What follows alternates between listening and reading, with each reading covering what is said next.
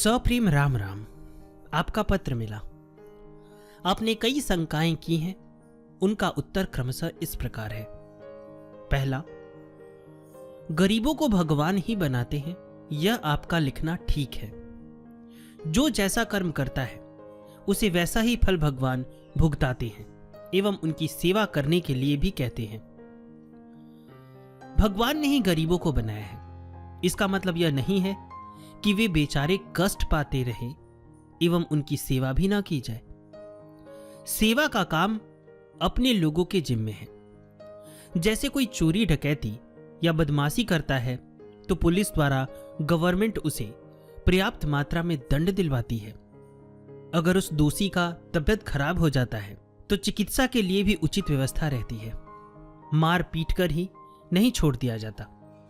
इसी प्रकार भगवान उन्हें दंड भुगताने के लिए गरीबी देते हैं। उनकी सेवा का काम दूसरों के जिम्मे है। जो सेवा करता है उसे उसका अच्छा फल मिलता है।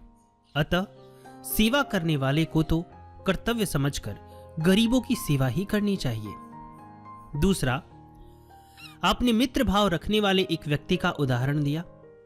आपने उसे दुकान करवाई और वह सब रुपया लेकर भाग गया, सो मालूम किया।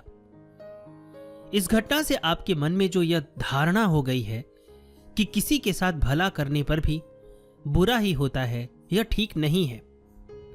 आपके साथ कोई बुराई का व्यवहार करे तो आपको बुरा नहीं मानना चाहिए।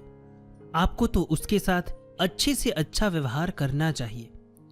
आपको अपने अच्छे कर्म का फल मिलेगा एवं बुरा कर्म करने वाले को पाप भोगना पड़ेगा।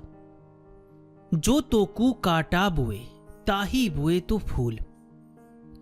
आपको इस उपर्युक्त पद्य वाक्य के अनुसार ही करना चाहिए। साथ ही धोखा देने वाले से सावधान रहना चाहिए।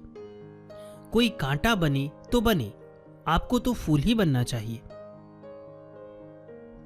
तीसरा, आप कल्याण अंक तथा गीता प्रेस से पुस्तकें मंगाकर बराबर पढ़ते हैं, सो बहुत उत्तम बात है।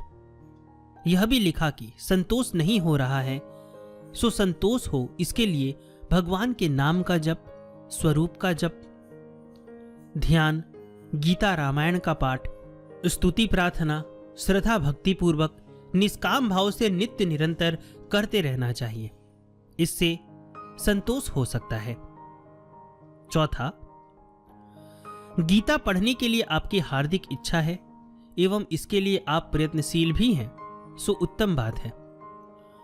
संस्कृत का आप शुद्ध उच्चारण नहीं कर पाते हैं तो इसके लिए संस्कृत के किसी पंडित से गीता का शुद्ध उच्चारण करना सीख लेना चाहिए।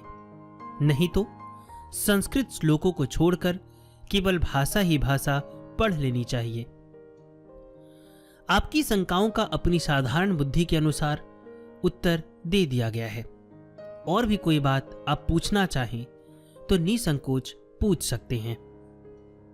श्री जय दयाल जी गोविंदका ने इस पत्र का उत्तर दिया था।